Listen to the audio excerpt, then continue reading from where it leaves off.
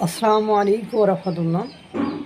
আপনারা জানেন জুলাই গণঅভ্যুত্থানের master mind Mahfuz Alam meticulous ডিজাইনের মূল পাঠ এবং তার বর্তমান অবস্থা কি। তিনি বর্তমান বাংলাদেশের সরকারের তথ্য উপদেষ্টা। তিনি একটা মন্তব্য করে ফেলেছেন। সেই মন্তব্যটি দিয়ে বর্তমান সরকার বা বর্তমানে অবস্থার কীভাবে ক্রিয়েশন হয়েছে, সৃষ্টি হয়েছে, তিনি সেটা স্বীকার করে ফেলেছেন, অর্থাৎ তথ্য ফাঁস করে দিয়েছেন। তিনি বলেন যে জুলাই গণঅভ্যুত্থান হয়নি, এটা রেজিম চেঞ্জের একটা আন্দোলন হয়েছে। সেই রেজিম চেঞ্জে 2000-এর মতো লোক শহীদ হয়নি। তিনি আবার গণমাধ্যমের ক্ষেত্রে বলেছেন যে এদেশের মানুষ বর্তমানে যারা জুলাই গণঅভ্যুত্থানে অংশগ্রহণ করেছিল তারা 71 মানে না, তারা ভাষা আন্দোলন মানে না, এটা জাতির জন্য ক্ষতিকর, এটা আদৌ ঠিক নয়। তারা শুধু 52 তারা শুধু 24 করছে, অথচ তারা 71-এর মহান মুক্তিযুদ্ধ এটা স্বীকার করে না, এটাও ঠিক নয়। 52-এর ভাষা আন্দোলন মানে না, এটাও কি ঠিক নয়।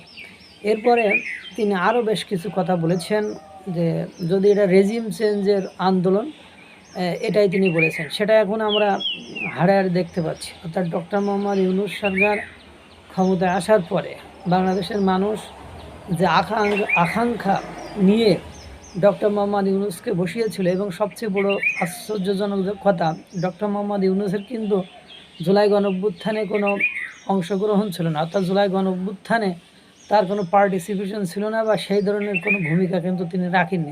অথচ এই ছাত্ররাই কেন ডক্টর মোহাম্মদ ইউনূসকে ক্ষমতায় বসাতে চেয়েছেন বা ক্ষমতায় তাকেই বসিয়েছেন। তার বিরুদ্ধে রাষ্ট্রদ্রোহী মামলা, যেহেতু আসিফ মাহমুদ সজীব ভাইয়া বলেছে যে সেনাবাহিনীর অমতেই তাকে বসানো হয়েছে।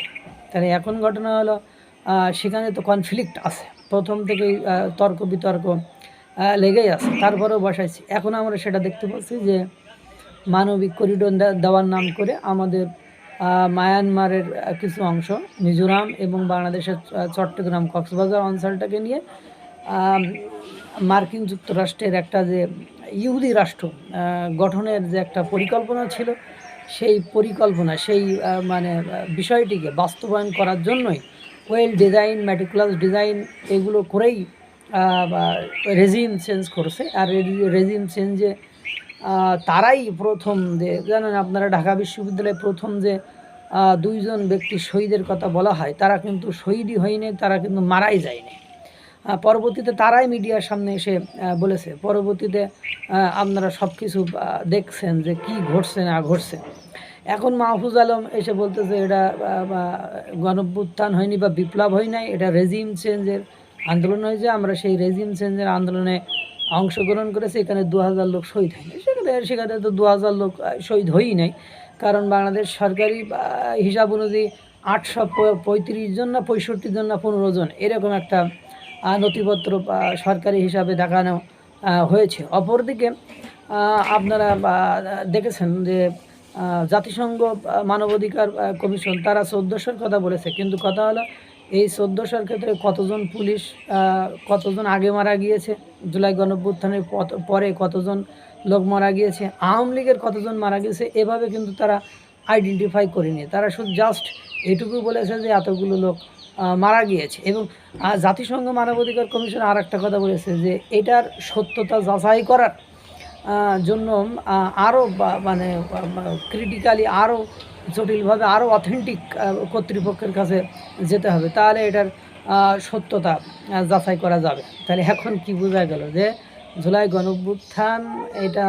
সরকার পরিবর্তনের বা রেজিম পরিবর্তনের একটা আন্দোলন ছিল, এবং সেই রেজিম পরিবর্তনের আন্দোলনে তারা মেটিকুলাস ডিজাইন করে, ওয়েল প্ল্যান্ড করে তারা সেখানে অংশগ্রহণ করেছে এবং সরকার পরিবর্তন করেছে। এবং আপনারা জানেন এই যে তথ্য উপদেষ্টা মাহফুজ আলম পরোক্ষভাবে গণমাধ্যমগুলোকে থ্রেট দিয়েছে। তিনি বলছে যে আপনারা আপনাদের পত্রিকা তো আমরা বন্ধ করে দিইনি বা গণমাধ্যম বন্ধ করে দিইনি, আপনারা লেখেন, আপনারা লিখলে জনগণ আপনাদের দেখে নেবে, আপনারা লিখলে শহীদ পরিবারের লোকেরা আপনাদের দেখে নেবে, আপনাদের কিভাবে সাহস হয় বাংলাদেশে বসে এই ধরনের সংবাদ আপনারা ছাপান? মানে সব কিছু মিলায়ে একেবারে লেজে গোবরে একটা অবস্থা করে দিয়েছে। মানে তথ্য উপদেষ্টা যখনই মিডিয়ার সামনে যায় তখনই মানে মাঝে আপনারা জানেন এই তথ্য উপদেষ্টা ভারত মানে কিছু অংশ নিয়ে, বাংলাদেশের কিছু অংশ নিয়ে একটা মানচিত্র ডিজাইন করেছিল। সেটা নিয়ে কি তোলপাড় অবস্থা হয়ে গিয়েছিল। তো ইনি যখনই মিডিয়ার সামনে যান একটা ইনফরমেশন ফাঁস করে ফেলেন আর সেটা নিয়েই তোলপাড় শুরু হয়। আল্লাহ তাআলা সকলকে ভালো রাখুক, সুস্থ রাখুক। আসসালামু আলাইকুম ওয়া রাহমাতুল্লাহ।